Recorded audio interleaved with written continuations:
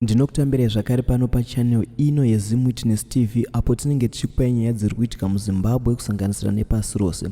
Uye kana kari kekutanga kusvika pano ndinokumbirawo kuti ungobaya button rekusubscribe then turn on the notification bell kuitira kuti usarasikirwe nenyaya dzatinenge tichiposta pano uye usakanganwe kushare video rino kuti ringe rinosvika kure.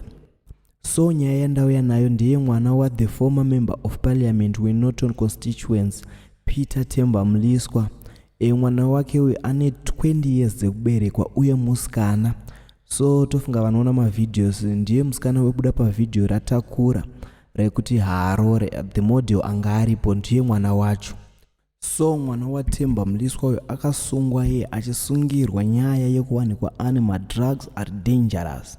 So Themba Mliswa anoti iye mwana wake uyu is the third born, anogara namai vake.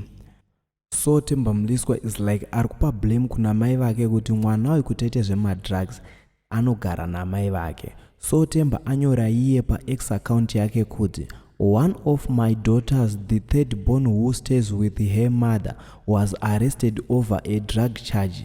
I have made the tough decision to lay it out here for posterity, clarity and factuality to prevail before the issue is bastardized in the social fora. So Themba nenge atoonawo kuti ndigare ndangotaura nyaya iyi kozi ikazosvika ku social media I think ndinoona moto. So mwana waThemba Mliswa akasungwa nemhosva yekuwanikwa aine madrugs are dangerous.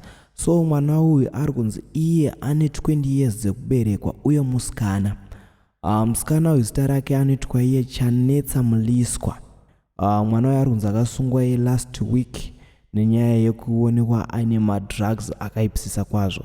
So muri yeZimbabwe kana iwe uri ghetto yuti uchindinzwa dai ungosiyako kana madrugs then tsvaga zvimwe zviri nani cause madrugs haapedza vanhu ende zvinosungisa ende kana uri drug lord uri kutengeserei madrugs tsvaga zvimwe zviri nani. So muri yeZimbabwe ndinokutendai nekuona video rino, musakanganwe kusubscribe, kulike nekushare. Ngatisangane pavideo rinotevera.